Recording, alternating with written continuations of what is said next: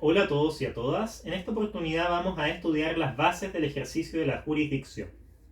Las bases del ejercicio de la jurisdicción son todos aquellos principios establecidos por la ley para el adecuado y eficiente funcionamiento de los órganos jurisdiccionales o tribunales. Lo repito.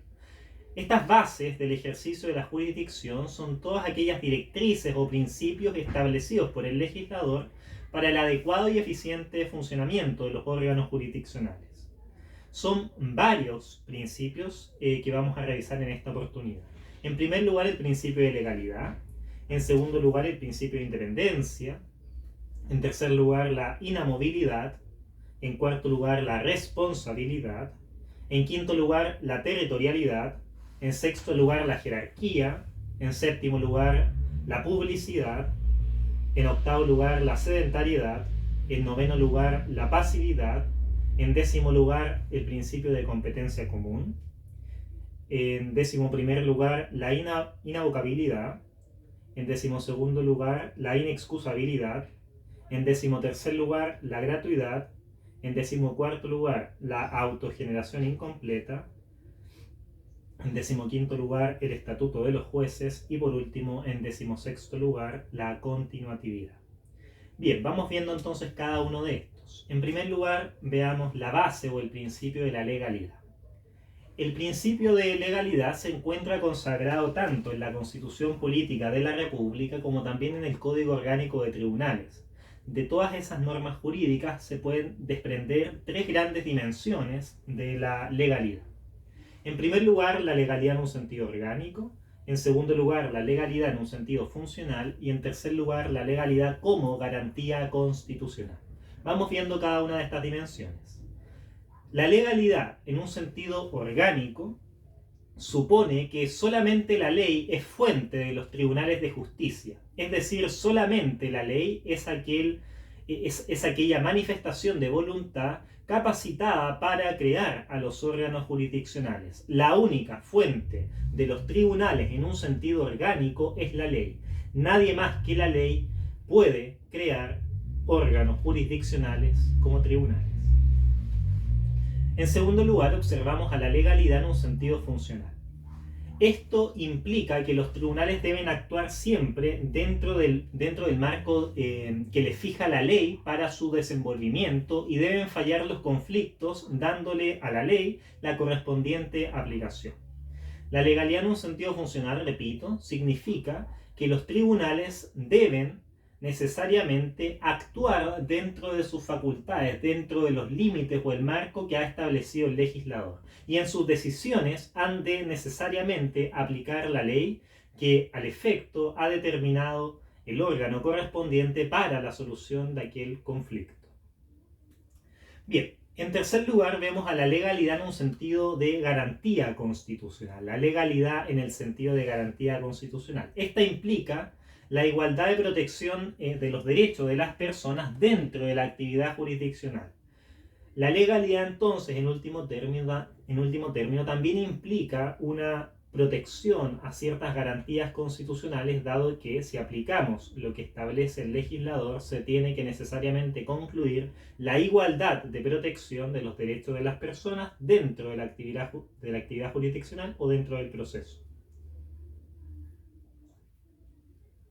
Bien, eso entonces por cuanto al principio de legalidad. En primer lugar, en un sentido orgánico, en tanto solamente la ley es la fuente de los órganos jurisdiccionales o tribunales. En segundo lugar, en un sentido funcional, en virtud del cual los tribunales, para ser tales, han de circunscribir su campo de actuación dentro del marco jurídico que ha establecido la ley. Y en tercer lugar, la legalidad en un sentido de garantía constitucional que implica la igualdad de protección de los derechos de las personas dentro de la actividad jurisdiccional. Bien, vamos ahora al segundo principio, a la segunda base del ejercicio de la jurisdicción, ¿cuál es la independencia? El principio de independencia parte del supuesto que si el juez no está libre de cualquier interferencia o presión externa, no va a poder, en caso alguno, administrar imparcialmente la justicia. Entonces, si el juez no está exento de toda presión externa, no va a poder administrar imparcialmente la justicia. En ese sentido, se es posible advertir 4 dimensiones o 4 aristas de la independencia, que son aquellas que vamos a ver a continuación. O 3, dependiendo de si podemos agrupar una con otra o no.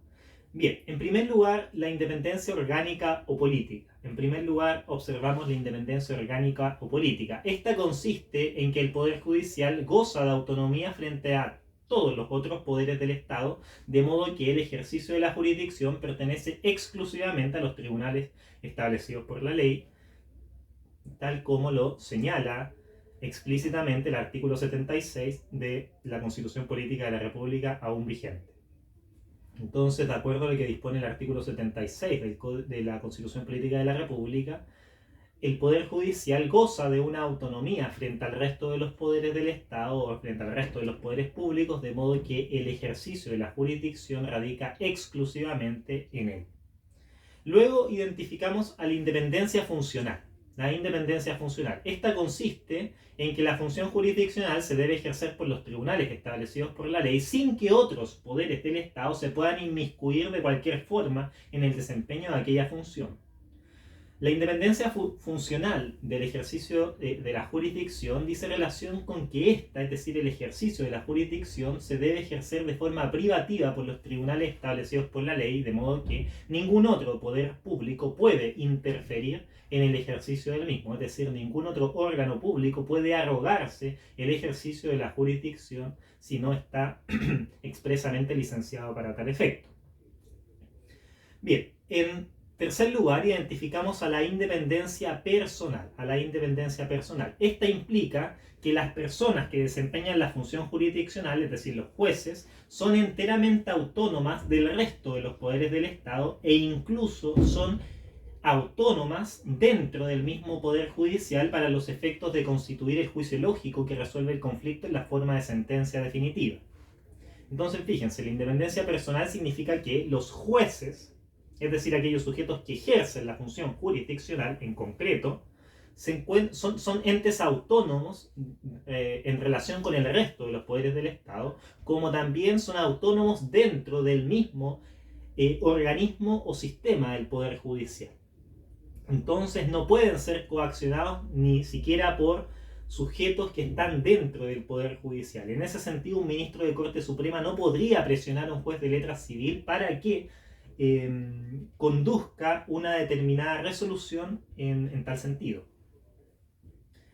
Entonces, esta independencia personal, repito, dice relación con dos aristas. En primer lugar, que el juez no debe recibir presiones de cualquier otro órgano público fuera del Poder Judicial, como tampoco el juez puede resolver presiones internas del Poder Judicial. Ahora, para darle eficacia a la independencia personal, el constituyente otorgó ciertos privilegios a los jueces para que este principio efectivamente se cumpla. ¿Cuáles son estos privilegios que los jueces gozan y que el constituyente reconoció para darle eficacia a este principio de independencia personal de los jueces? En primer lugar, la inviolabilidad, consagrada actualmente en el artículo 81 de la Constitución Política de la República, el principio de inamovilidad, consagrado en el artículo 80, inciso primero de la Constitución Política de la República actual, y por último, el principio de la inavocabilidad, consagrado a nivel legal en el artículo 8 del Código Orgánico de Tribunales. Esta materia, digamos, o estos instrumentos, mejor dicho, que tienen por objeto darle eficacia o garantizar esta independencia personal de los jueces, es también recogida en la propuesta de nueva Constitución que será plebiscitada el 4 de septiembre del año 2022, en particular en el artículo 314. Este artículo señala: las juezas y los jueces son inamovibles. No pueden ser suspendidos, trasladados o removidos, sino conforme a las causales y procedimientos establecidos por la Constitución y las leyes. Entonces, esta idea de darle eficacia al principio de la independencia personal de los jueces también es recogida por esta propuesta de nueva Constitución del año 2022. Bien, vamos ahora con la tercera base del ejercicio de la jurisdicción, cuál es la inamovilidad. Bien, el principio de inamovilidad implica que un juez no puede ser privado del ejercicio de su función, ya sea de manera absoluta o relativa, salvo en los casos en que la ley lo permita. La inamovilidad implica, repito, que un juez no puede ser privado del ejercicio de su función jurisdiccional, salvo que concurra algún supuesto en donde la ley lo permita. En todo caso, la inamovilidad no es una regla absoluta. De hecho, ya lo señalamos al momento de definir a esta base del ejercicio de la jurisdicción.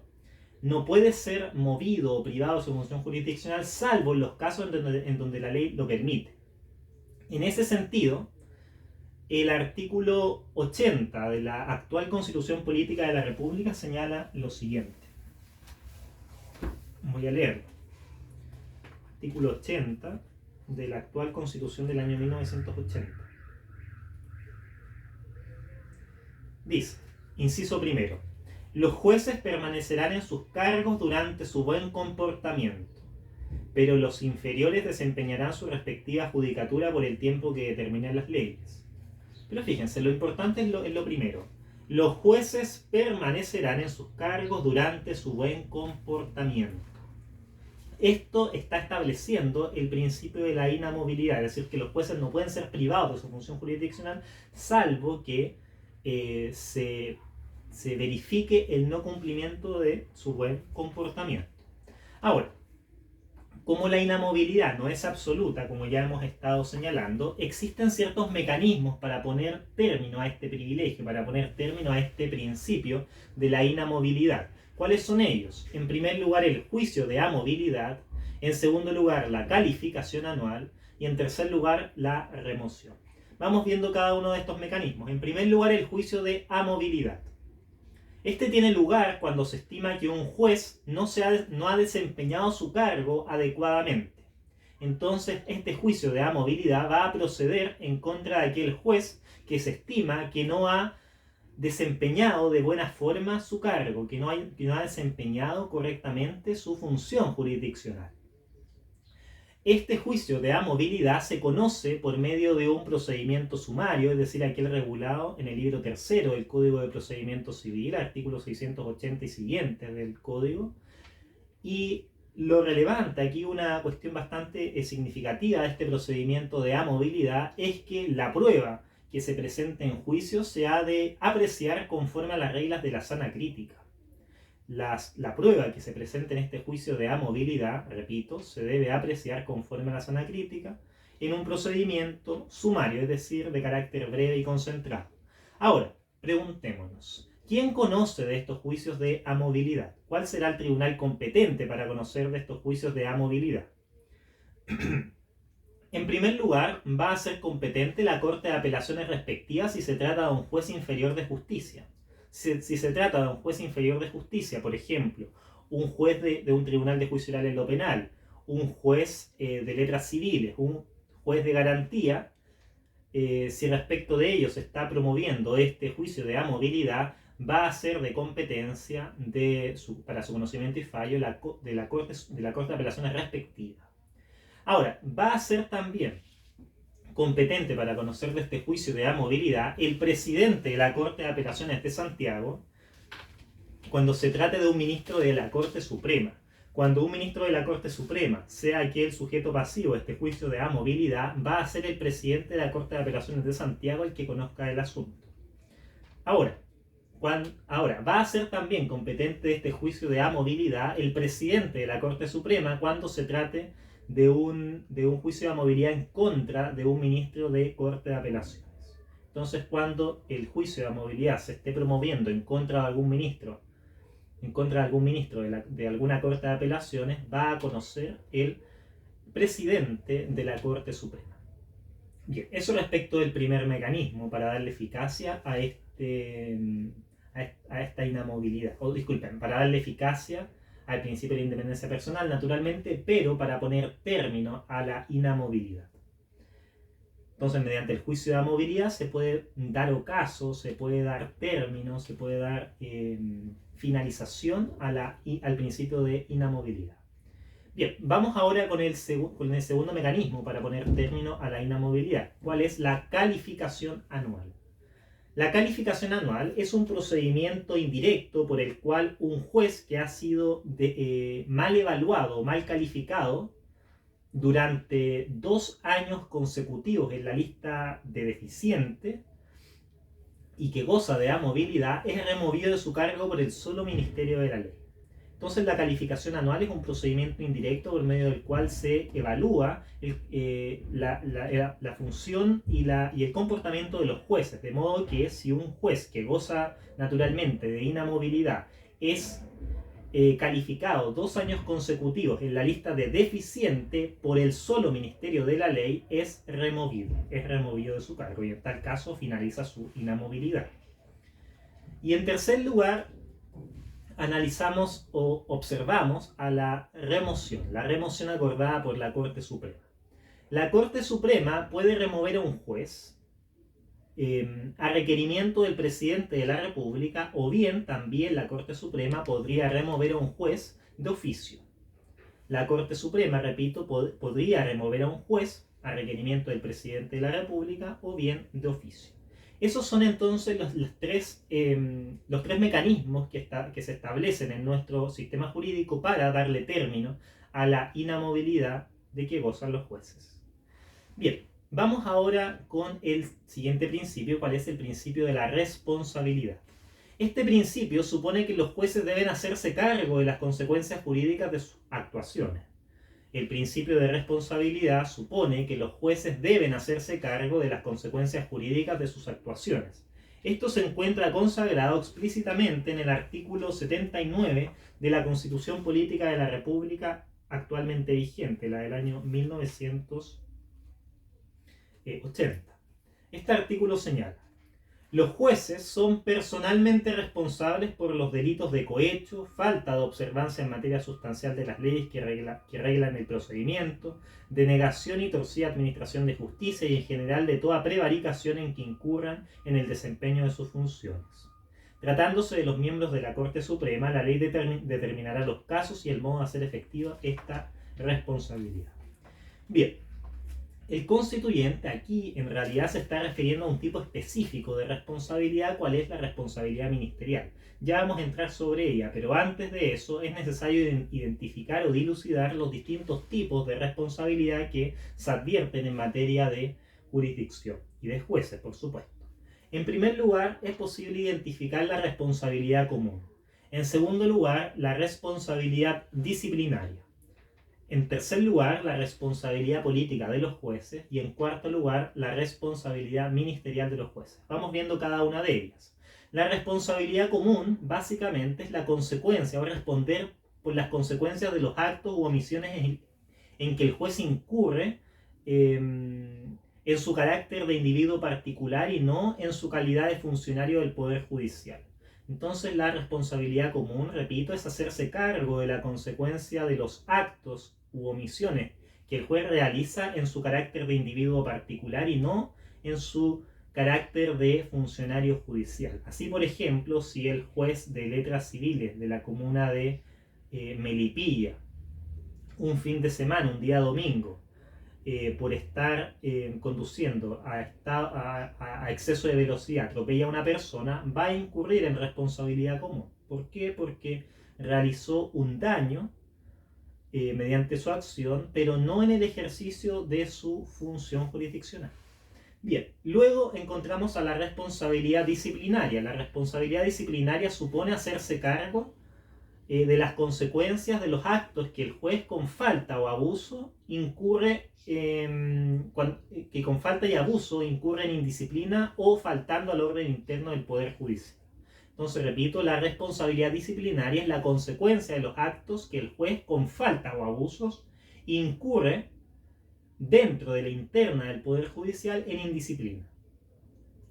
Entonces, en caso de incurrir en responsabilidad disciplinaria, van a proceder todas las formas para poner término a la inamovilidad que nosotros ya hemos observado, que es el juicio de amovilidad, la calificación anual o la remoción.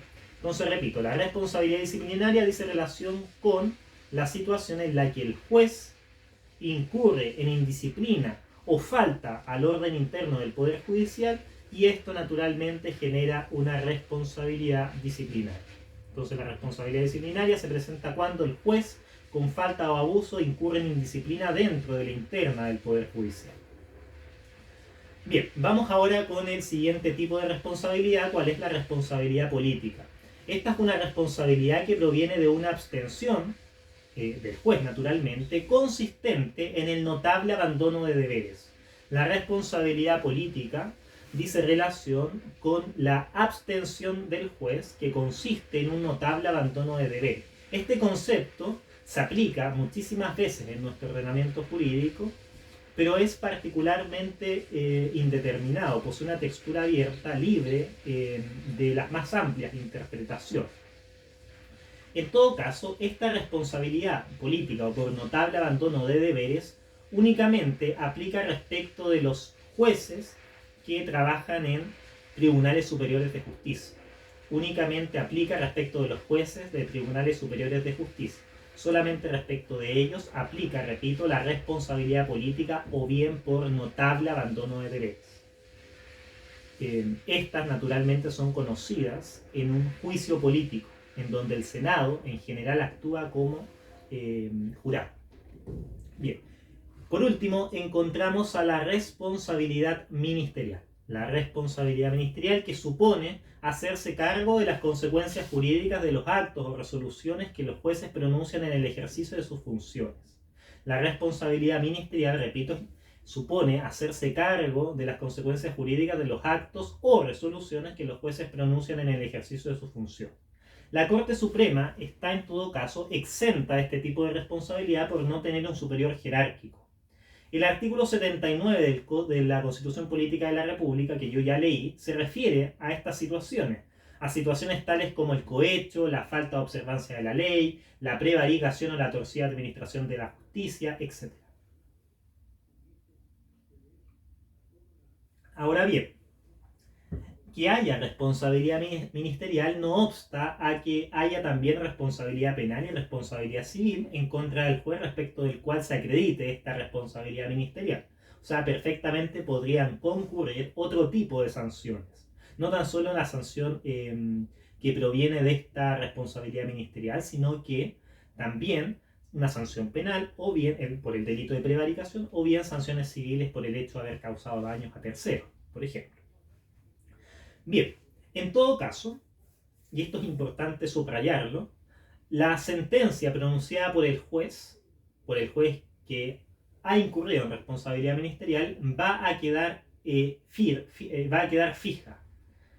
Entonces aquí hay que subrayar que a pesar de la responsabilidad ministerial, la sentencia pronunciada por este juez no se modifica. Esto sin perjuicio de que las partes van a tener ciertos remedios para poder enmendarla, que son básicamente el recurso de revisión en materia civil, conforme dispone el artículo 803, número 3 del Código de Procedimiento Civil, y el recurso de revisión en materia penal, de acuerdo a lo que dispone el artículo 473 del Código de Procedimiento Penal. Ahora, la propuesta de nueva constitución del año 2022 también recoge esta idea de responsabilidad, y en particular de la responsabilidad ministerial y de la responsabilidad personal en general.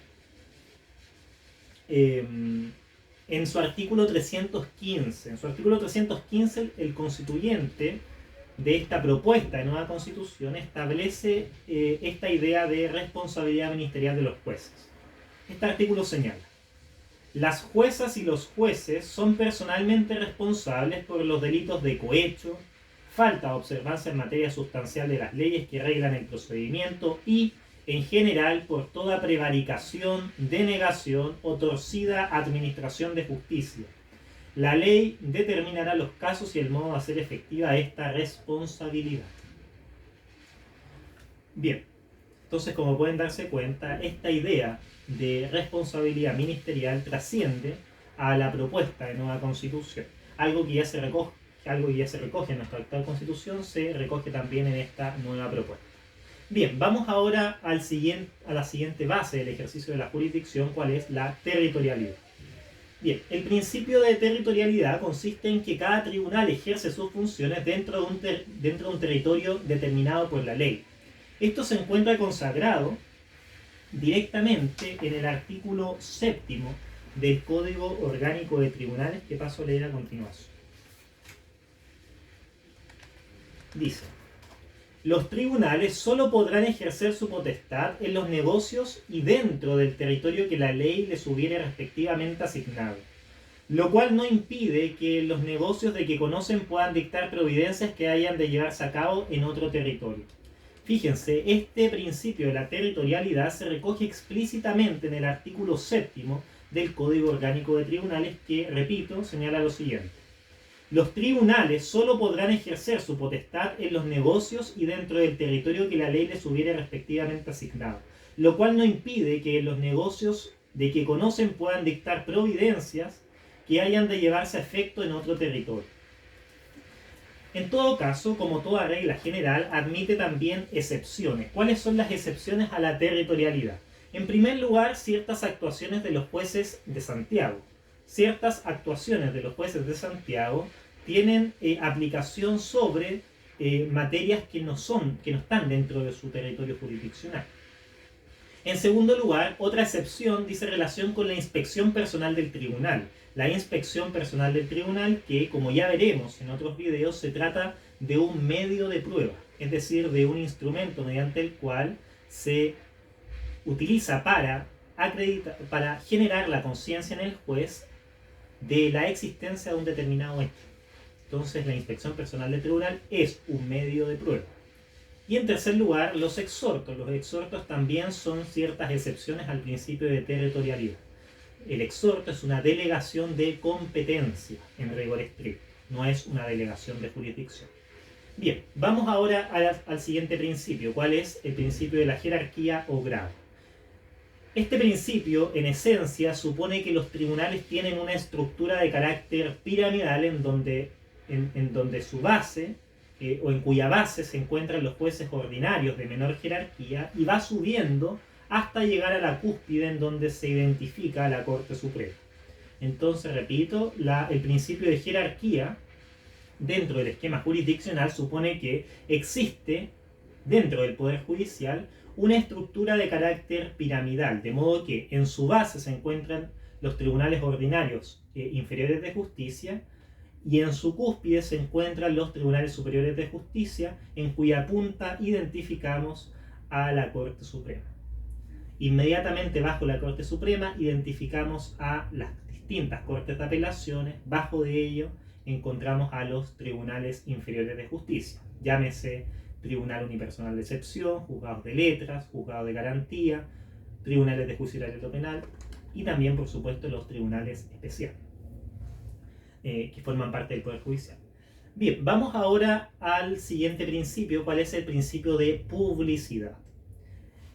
Frente a esto hay que leer lo que señala el artículo 9 del Código Orgánico de Tribunales. Artículo 9 del Código Orgánico de Tribunales. Este artículo señala lo siguiente: los actos de los tribunales son públicos, salvo las excepciones expresamente establecidas por la ley. Lo repito, artículo 9 del Código Orgánico de Tribunales. Los actos de los tribunales son públicos, salvo las excepciones expresamente establecidas por la ley. Sin embargo, a pesar de este principio de publicidad genérico, se admiten ciertas excepciones. Esas excepciones están dadas por el secreto. El secreto es la excepción a la publicidad. Y el secreto puede ser de dos tipos: secreto absoluto y secreto relativo. El secreto absoluto es aquel en donde la norma legal impide tener acceso a un expediente o a alguna actuación dentro de este procedimiento, tanto a las partes como a terceros que no tengan interés en el caso. Entonces, repito, el secreto absoluto es aquel en donde la norma legal, en donde el legislador explícitamente impide tener acceso, impide tener conocimiento tanto del expediente como también de las actuaciones. Este impedimento se predica respecto de las partes dentro del conflicto, dentro del litigio, como también a los terceros que no tengan interés en el conflicto. Entonces, con el secreto absoluto se impide tener acceso al conocimiento del expediente y de las actuaciones a todo individuo, exceptuando al juez, naturalmente.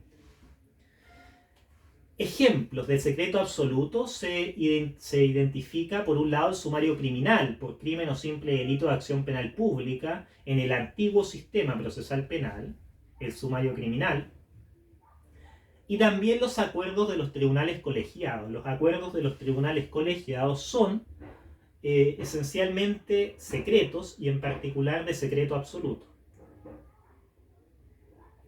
Luego identificamos al secreto relativo. El secreto relativo es aquel en donde la norma legal, en donde el legislador impide a los terceros tener acceso al expediente y a las actuaciones del procedimiento. Pero no se impide a las partes dentro de este procedimiento tener acceso a él. Entonces el secreto relativo es aquel que impide a los terceros el tener acceso al expediente y a las actuaciones, pero no impide a las partes el conocimiento de las actuaciones y del procedimiento. Bueno, y de las actuaciones del procedimiento.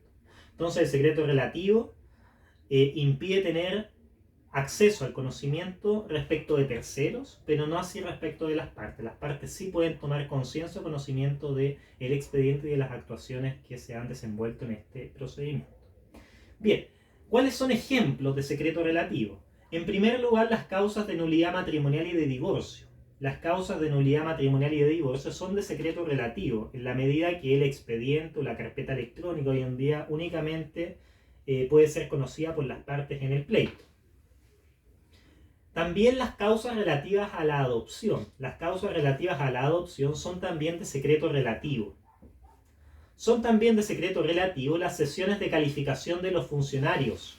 Las sesiones de calificación de los funcionarios también es de secreto relativo.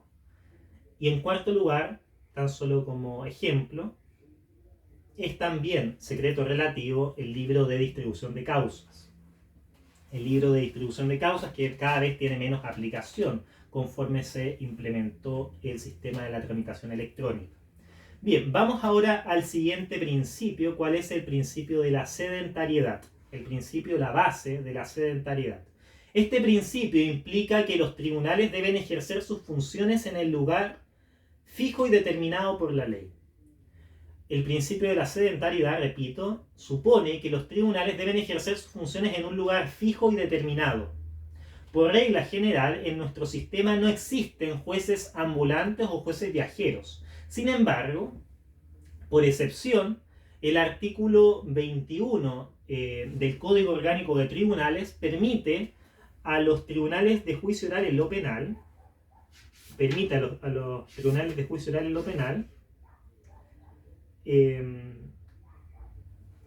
que puedan ser, digamos, tribunales ambulantes. Voy a leer a continuación este artículo. Artículo 21A del Código Orgánico de Tribunales. Cuando sea necesario para facilitar la aplicación oportuna de la justicia penal, de conformidad a criterios de distancia, acceso físico y dificultades de traslado de quienes intervienen en el proceso, los tribunales de juicio oral en lo penal se constituirán y funcionarán en localidades situadas fuera de su lugar de asiento. Luego señala, corresponderá a la respectiva Corte de Apelaciones determinar anualmente la periodicidad y forma con que los tribunales de juicio oral en lo penal darán cumplimiento a lo dispuesto en este artículo. Sin perjuicio de ello, la Corte podrá disponer en cualquier momento la constitución y funcionamiento de un tribunal de juicio oral en lo penal en la localidad fuera de su asiento cuando la mejor atención de uno o más casos así lo aconseje. La Corte de Apelaciones adoptará esta medida previo informe de la Corporación Administrativa del Poder Judicial y de los jueces presidentes de los comités de jueces de los tribunales de juicio oral en lo penal correspondientes. Entonces, este artículo 21A del Código Orgánico de Tribunales permite a estos tribunales, a los tribunales de juicio oral en lo penal, funcionar en localidades situadas fuera de su lugar de asiento fijo cuando sea necesario para facilitar la oportuna justicia penal. Bien, luego tenemos la base o el principio de la pasividad de los tribunales. El principio de la pasividad de los tribunales es corolario del principio dispositivo según el cual los tribunales, por regla general, no pueden ejercer su ministerio sino a petición de parte, salvo en aquellos casos en donde la ley los faculte para proceder de oficio. El principio de pasividad de los tribunales, corolario, repito, o consecuencia del principio dispositivo, supone que los tribunales, por regla general, no pueden ejercer su ministerio, no pueden ejercer la función jurisdiccional, sino a petición de parte, salvo en los casos en donde la ley los faculte para proceder de oficio.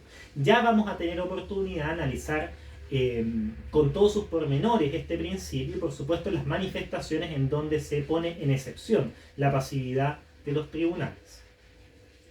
Bien, en décimo lugar identificamos al principio de competencia común. Este principio consiste en que el legislador pretende que los tribunales conozcan de toda clase de asuntos, es decir, tanto civiles como penales. La lógica del legislador decía relación con que los tribunales debían tener una pretensión de generalidad, es decir, tenían que ser capaces de conocer asuntos civiles y penales en el mismo momento o en el mismo tribunal. Sin embargo, a medida que avanza la complejidad de las materias, se han tenido que crear tribunales especiales. Y por lo tanto surgen ciertas excepciones a esta regla general de la competencia común. ¿Cuáles son estas excepciones? En primer lugar, la creación del nuevo sistema procesal penal.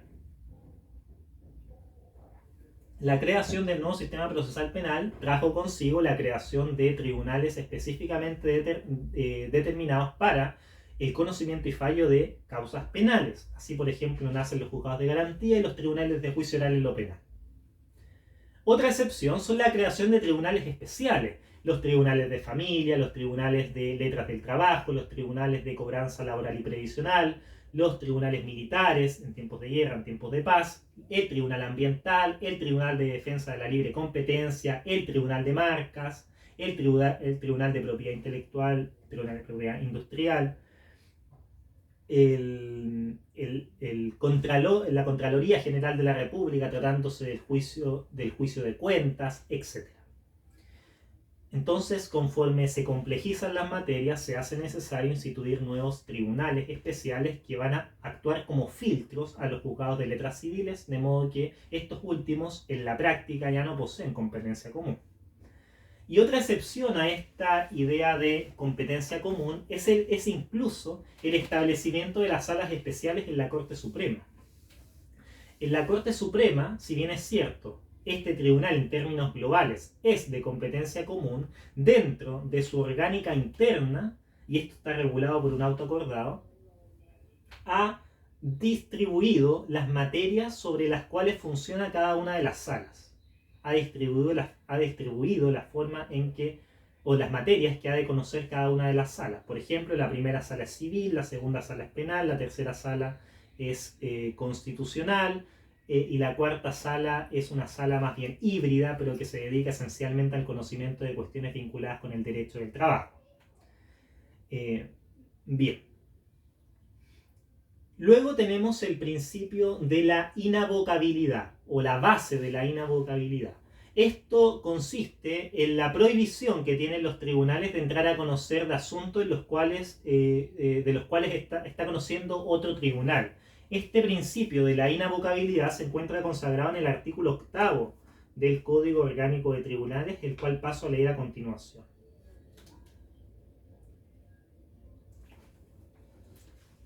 Ningún tribunal puede abocarse el conocimiento de causas o negocios pendientes ante otro tribunal a menos que la ley le confiera expresamente esa facultad.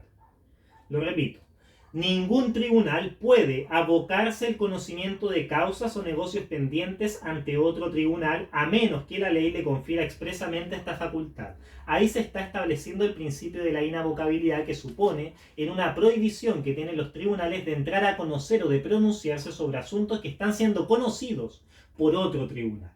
Esto de todas maneras admite ciertas excepciones. La inavocabilidad admite excepciones. Por ejemplo, el compromiso. Cuando el litigio ya se encuentra radicado en un tribunal, pero las partes, a pesar de eso, realizan una convención, un contrato mediante el cual sustraen el conocimiento del asunto a este tribunal ordinario y se lo entregan a un juez árbitro determinado, estaremos frente a una situación de excepción al principio de la inavocabilidad. En segundo lugar, otra excepción es la acumulación de autos. La acumulación de autos, que es un incidente especial que tiene por propósito darle eficacia al principio de la economía procesal y evitar el pronunciamiento de sentencias contradictorias, de modo que si hay determinados procedimientos que poseen una naturaleza más o menos similar, en donde se comparten algunos de los elementos de la triple identidad de la cosa juzgada, se permite que todos ellos se agrupen en el conocimiento de un solo tribunal. Y otra excepción, o una supuesta excepción a la inavocabilidad, son las visitas. Son las visitas, pero en realidad no se trata de una excepción real, sino que tan solo una excepción aparente. Bien, veamos ahora la base de la inexcusabilidad. La base de la inexcusabilidad. Esta supone que ningún tribunal legalmente competente va a poder excusarse de conocer y fallar el asunto, aun cuando no exista norma legal que lo resuelva. El principio de la inexcusabilidad, consagrado tanto en el artículo 76 de la Constitución Política de la República, como también en el artículo 10 del Código Orgánico de Tribunales, se señala mediante este principio que ningún tribunal legalmente competente va a poder excusarse o rehusar el conocimiento y fallo de un asunto, aun cuando no exista norma legal que lo resuelva. En tal caso, el tribunal va a tener que acudir al resto de las fuentes del derecho y, por supuesto, a los principios de equidad para resolver el asunto sometido a su conocimiento. Esto se extrae de lo dispuesto en el artículo 170, número 5 del Código de Procedimiento Civil, que establece que frente a la falta de norma expresa, el tribunal va a tener que mencionar cuáles fueron los principios de equidad que fundamentan al caso. Repito, este principio de la inexcusabilidad se encuentra consagrado en el artículo 10 del Código Orgánico de Tribunales, que voy a pasar a leer a continuación. Dice: los tribunales no podrán ejercer su ministerio sino a petición de parte, salvo en los casos en que la ley lo faculte para proceder de oficio. El primer inciso se refiere al principio de pasividad, o el de impulso de parte, principio dispositivo. Pero el segundo inciso se refiere precisamente a la inexcusabilidad. Fíjense. Artículo 10, inciso segundo del Código Orgánico de Tribunales. Reclamada su intervención en forma legal y en los negocios de su competencia, no podrán excusarse de ejercer su autoridad ni aun por falta de ley que resuelva la contienda sometida a su decisión. Lo repito. Artículo 10, inciso segundo. Reclamada su intervención, el tribunal, en forma legal y en los negocios de su competencia, no podrán excusarse de ejercer su autoridad ni aun por falta de ley que resuelva la contienda sometida a su decisión. Esto, repito, ha de leerse en sintonía con lo dispuesto en el artículo 76 de la Constitución Política de la República actual. Bien, este principio de inexcusabilidad también se recoge en esta propuesta de nueva Constitución del año 2022, en particular en el artículo 317, inciso primero, que voy a pasar a leer a continuación. 317, inciso primero. Dice: reclamada su intervención en la forma legal y sobre materias de su competencia, los tribunales no podrán excusarse de ejercer su función en un tiempo razonable, ni a una falta de norma jurídica expresa que resuelva el asunto sometido a su decisión. Lo repito. Reclamada su intervención en la forma legal y sobre materias de su competencia, los tribunales no podrán excusarse de ejercer su función en tiempo razonable ni a una falta de norma jurídica expresa que resuelva el asunto sometido a su decisión. Bien, veamos ahora el siguiente principio, la siguiente base del ejercicio de la jurisdicción. ¿Cuál es? La gratuidad, la base o el principio de la gratuidad. Este principio de gratuidad comprende dos grandes aspectos. En primer lugar, las partes no deben remunerar directamente a las personas que ejercen la actividad jurisdiccional, dado que ellas revisten el carácter de funcionario público. El principio de gratuidad, en primer lugar, supone que las partes en pleito no deben remunerar directamente las remuneraciones, o sea, no deben remunerar directamente a aquellos sujetos que ejercen la actividad jurisdiccional, o sea, los jueces. ¿Por qué? Porque ellos tienen el carácter de funcionarios públicos. En todo caso, eso no quiere decir que las partes o que los ciudadanos en general no estén remunerando a estos jueces, porque indirectamente, mediante el pago de impuestos o mediante la tributación en general, sí se está financiando los servicios públicos, uno de los cuales es, por supuesto, el Poder Judicial. Entonces, de forma directa no lo remuneran, pero de forma indirecta, por supuesto que sí. Bien, en segundo lugar, la segunda dimensión de esta gratuidad es que las partes deben contar con asesoría judicial dentro del proceso para que exista igualdad en cuanto a la protección de sus derechos. La segunda dimensión de la gratuidad dice relación con la defensa. Las partes, para que estemos dentro de un debido proceso, un due process of law, es necesario que cuenten con asesoría legal, con asesoría jurídica letrada, para que de esa manera se dé eficacia a esta igualdad en cuanto a la protección de los derechos. Esto se garantiza para las personas de escasos recursos a través de distintos mecanismos o instituciones que prevé el ordenamiento jurídico. Entonces, la regla general es que las costas procesales y personales en este caso, o sea, los honorarios del juez o del mandatario judicial o del abogado patrocinante, tienen que ser de cargo de la parte. Pero si la parte posee escasos recursos, se establecen una serie de mecanismos para financiarle ese abogado o esa defensa letrada gratuita. Estas instituciones son el abogado de turno, el abogado del turno. En segundo lugar, la Defensoría Penal Pública en materia de procedimiento penal. La Defensoría Penal Pública, o sea, si un imputado no tiene un defensor privado, el Estado le va a entregar un defensor público para que defienda sus intereses en el pleito. En tercer lugar, también se identifica la Corporación de Asistencia Judicial. La Corporación de Asistencia Judicial. Y en general, el privilegio de pobreza. El privilegio de pobreza, que es un incidente especial regulado en nuestro Código de Procedimiento Civil. El privilegio de pobreza. Bien, esta idea de gratuidad también se reconoce en la propuesta de nueva Constitución, en particular en el artículo 320, inciso primero. Artículo 320, inciso primero. El acceso a la función jurisdiccional será gratuito, sin perjuicio de las actuaciones judiciales y sanciones procesales establecidas por la ley. Lo repito, el acceso a la función jurisdiccional será gratuito, sin perjuicio de las actuaciones judiciales y sanciones procesales establecidas por la ley. Bien. Luego tenemos el principio de la autogeneración incompleta. El principio de la autogeneración incompleta. La autogeneración incompleta se refiere al sistema de nombramiento y de designación de los jueces en Chile. Se dedica, repito, al sistema de nombramiento y designación de los jueces en Chile. En nuestro país intervienen en el Poder Judicial, o para la designación de los miembros del Poder Judicial, distintos organismos. Por ejemplo, el mismo Poder Judicial, pero también participa el Poder Ejecutivo, quien escoge y designa finalmente a los jueces.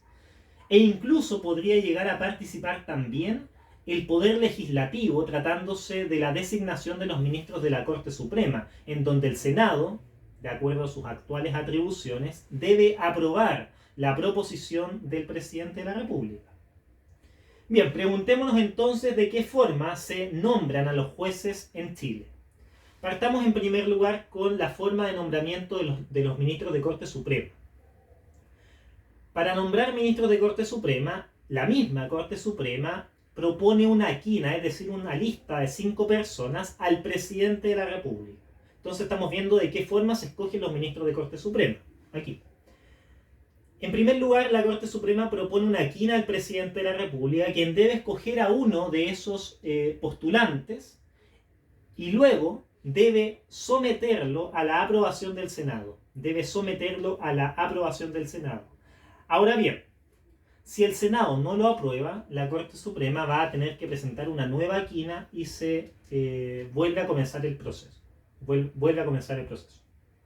Así es como se escoge un ministro de la Corte Suprema. Entonces, Corte Suprema propone una quina al presidente, el presidente escoge a uno dentro de esa quina y se lo presenta al Senado para que manifieste su aquiescencia, su conformidad. En caso de que presente su conformidad, el ministro va a quedar finalmente designado, tras su juramento naturalmente, pero en caso de que lo rechace, la Corte Suprema va a tener que crear una nueva quina. Bien, luego tenemos la forma de designación de los jueces, de los ministros de Corte de Apelaciones, los ministros de Corte de Apelaciones. En ella, la Corte Suprema va a proponer una terna al presidente de la República, quien lo escoge y decide. Para el caso de la designación de ministros de Corte de Apelaciones, la Corte Suprema debe proponer una terna al presidente de la República, una terna, o sea, un listado de cuatro personas, o de 4 jueces en particular, y el el presidente de la República es quien escoge y decide. En realidad no es que el presidente en persona lo haga, sino que en realidad lo hace el Ministerio de Justicia. Pero naturalmente tiene que venir firmado por el presidente de la República. Bien, y por último, ¿cómo se escogen los jueces de letras? Esto es importante, lo de los jueces de letras, porque también aplica para los jueces de garantía, los jueces de Tribunal de Juicio Oral y Penal, etc.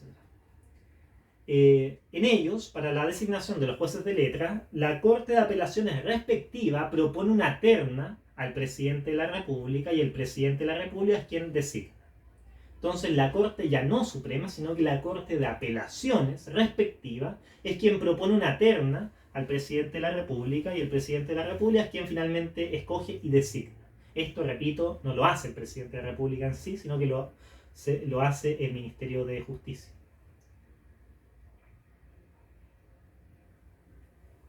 Bien, veamos ahora la siguiente base para el ejercicio de la jurisdicción, cuál es el estatuto de los jueces. Los jueces, como depositarios del ejercicio de una función pública, están regulados no solamente en su nombramiento y designación, que nosotros ya acabamos de revisar de forma muy escueta, sino que también se regula por ley sus obligaciones, sus funciones, sus prerrogativas, sus honores, etc. Veamos en primer lugar su instalación. ¿Desde qué momento se entiende que ya son jueces de la República? Respecto de eso, el legislador, y en particular el Código Orgánico de Tribunales, señala que desde el momento en el que juran ante el presidente del respectivo tribunal, se entiende ya instalado y por lo tanto en ejercicio. No basta con la designación, sino que luego de la designación es necesario que proceda el trámite de la instalación, mediante el cual el juez designado debe jurar ante el presidente del respectivo tribunal, o bien, si se trata de jueces de letras civiles, ante el presidente de la Corte de Apelaciones respectiva. Bien, luego existen ciertas prohibiciones a los jueces. ¿Cuáles son ellas? En primer lugar, no pueden ejercer la abogacía salvo causas personales. Los jueces no pueden ejercer la abogacía salvo causas personales. En segundo lugar, los jueces, por el hecho de ser tales, no pueden ser árbitros. No pueden, por lo tanto, aceptar compromisos ni cláusulas compromisorias, ni por lo tanto ejercer las labores de un árbitro. No pueden realizar, por lo tanto, contratos de compromisario. Bien, en tercer lugar, no pueden los jueces expresar anticipadamente su decisión. Los jueces no pueden expresar anticipadamente su decisión. En caso de que lo hagan, quedarían sujetos a alguna regla de inhabilidad, implicancia, recusación en su caso. En cuarto lugar, no pueden adquirir los jueces las cosas litigiosas en los asuntos que están conociendo. Los jueces no pueden adquirir las cosas litigiosas en los asuntos que están conociendo. En quinto lugar, los jueces tampoco pueden dirigir felicitaciones ni censuras a funcionarios públicos. Los jueces, en quinto lugar, repito, no pueden dirigir ni felicitaciones ni censuras a funcionarios públicos. En sexto lugar, los jueces no pueden ejercer el ius honorum, algo que desde antiguo, desde tiempos de Roma, se conoce como el ius honorum, es decir, la capacidad para participar de la decisión política del Estado por medio de la presentación ante cargos de elección popular. Los jueces no pueden ser candidatos políticos, no pueden ser candidatos a cargos de elección popular. Luego, en siguiente lugar, en sexto o séptimo lugar, no recuerdo bien, los jueces no pueden participar de manifestaciones ni actos políticos. Los jueces no pueden participar de manifestaciones o actos políticos porque se entendería como una falta a imparcialidad que debe revestirlo. Esto quizás en una actual reforma podría llegar a revisarse y eventualmente derogarse, en vistas a una modificación sustantiva al Estatuto de los Jueces. Bien, y por último, también otra prohibición de los jueces es que no pueden atacar a otro magistrado. No lo dice en esos términos el legislador, sino que lo dice en términos quizás más jurídicamente más adecuados, pero en suma lo que quiere decir es que los jueces no se pueden atacar entre sí. Un juez no puede criticar el fallo de otra persona y, como señala el código, no puede tampoco realizar artículos sin previa autorización de su superior en donde se critique derechamente la decisión de otro magistrado. Bien. Además de prohibiciones, también tienen ciertas obligaciones. ¿Cuáles son las obligaciones de los jueces en general? En primer lugar, tienen el deber de residencia constante en la ciudad donde tenga asiento su corte. Los jueces deben tener residencia constante y permanente en la ciudad en donde tenga asiento su corte. También los jueces tienen el deber de asistencia, o sea, comparecer de acuerdo a determinados horarios, de lunes a viernes, a su tribunal en donde ejerce su trabajo, en donde ejerce su función jurisdiccional. Y también tiene el deber de cumplimiento diligente de sus funciones. Tiene el deber de cumplimiento diligente de sus funciones. Entonces tiene, en primer lugar, deber de residencia, deber de asistencia o comparecencia a su lugar de trabajo y deber de cumplimiento diligente de sus funciones. Y por último, también se regula a propósito del estatuto de los jueces los honores que revisten o que embisten a los jueces. En ese sentido, a los jueces de la Corte Suprema se les debe denominar su excelencia. A los jueces de la Corte Suprema se les denomina su excelencia. A los jueces de las Cortes de Apelaciones se les denomina su señoría ilustrísima. Se les denomina su señoría ilustrísima. Y a los tribunales letrados se les denomina tan solo su señoría.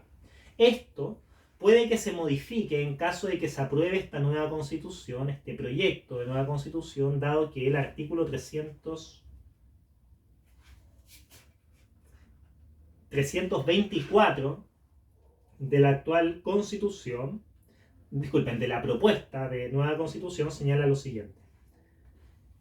Las personas que ejercen jurisdicción en órgano unipersonal o colegiado se denominan juezas o jueces. No existirá jerarquía entre quienes ejercen jurisdicción y solo se diferenciarán por la función que desempeñen. Además, no recibirán tratamiento honorífico alguno. Fíjense lo que señala el artículo 324 en su inciso primero. Las personas que ejercen jurisdicción en órganos unipersonales o colegiados se denominan jueces o juezas. No existirá jerarquía entre quienes ejercen jurisdicción y solo se diferenciarán por la función que desempeñen.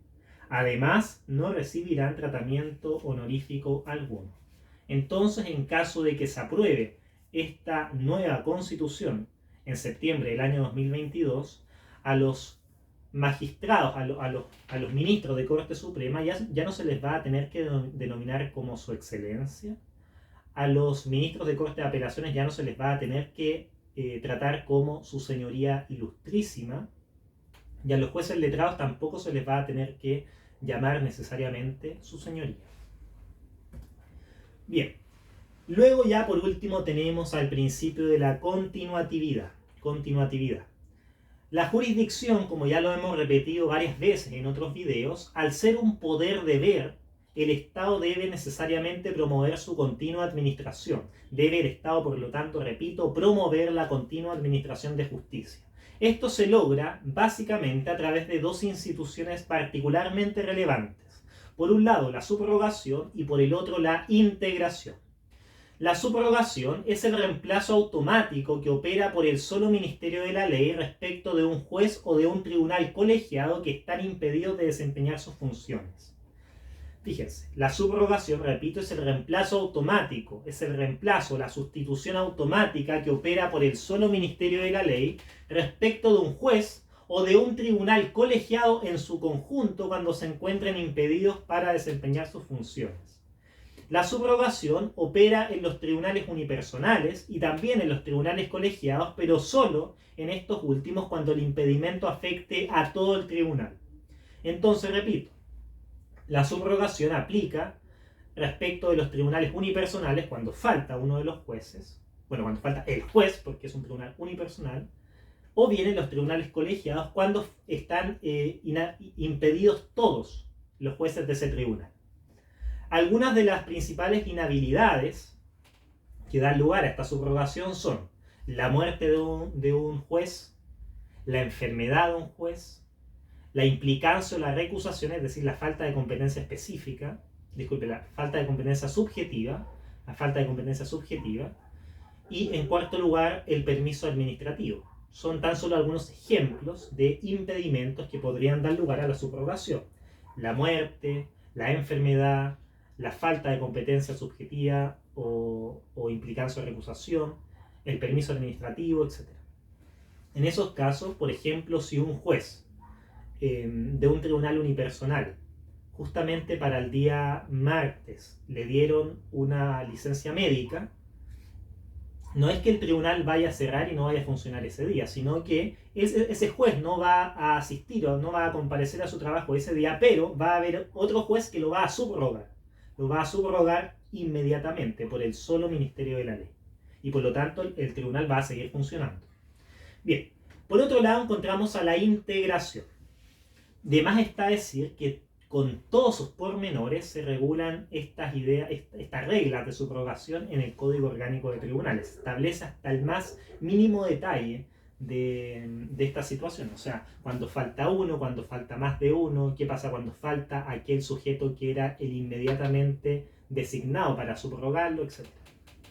Esas reglas están explícitamente señaladas en el Código Orgánico y no vale la pena en este momento detenernos ahí.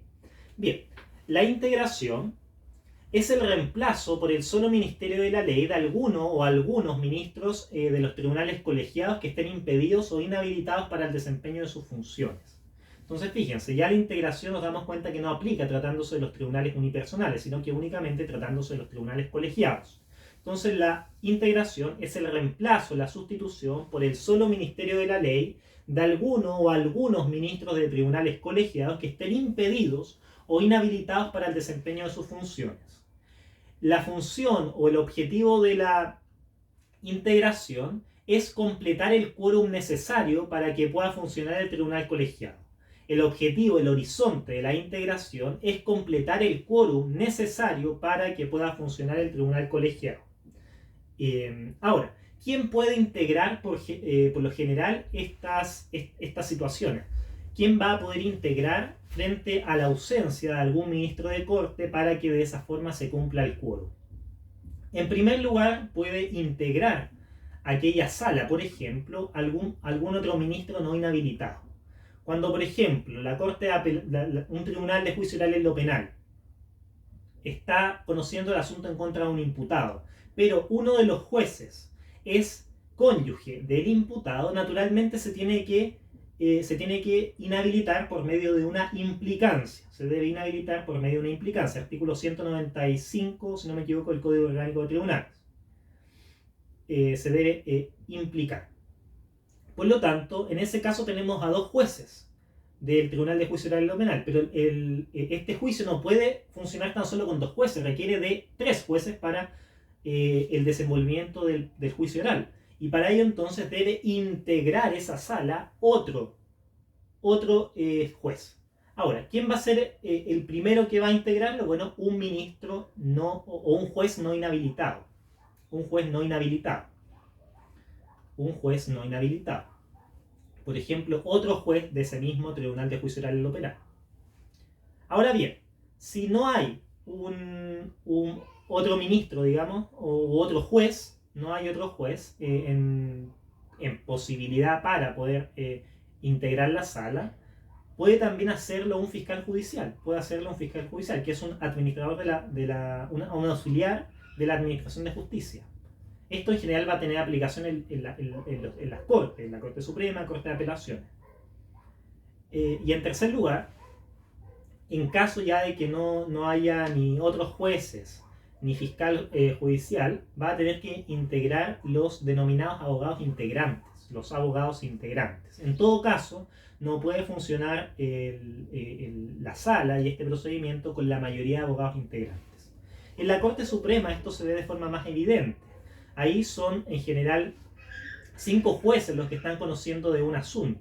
Si falta uno, bueno, puede reemplazarlo otro ministro de la Corte Suprema, pero de otra sala. Ahora, si ningún otro ministro puede reemplazarlo, bueno, puede integrar la sala un fiscal judicial. Y en caso de que no pueda integrarlo un fiscal judicial, bueno, tenemos a abogados integrantes, precisamente para estas situaciones. Entonces, aquí el abogado integrante puede completar, digamos, el quórum necesario para el conocimiento de este asunto en la Corte Suprema, como estábamos dando el ejemplo. En todo caso, no pueden haber más de 2 abogados integrantes, porque si hay 3 abogados integrantes, ya habría mayoría absoluta de abogados integrantes y eso no se permite. No se permite, ese es el límite de los abogados integrantes. Nunca pueden ser la mayoría del tribunal. No pueden ser la mayoría del tribunal que está conociendo el asunto en particular. Bien, con esto entonces vamos a dar por concluido este estudio pormenorizado que hemos realizado a propósito de las bases del ejercicio de la jurisdicción. Espero les haya servido esta explicación y nos vemos en una próxima oportunidad. Hasta pronto.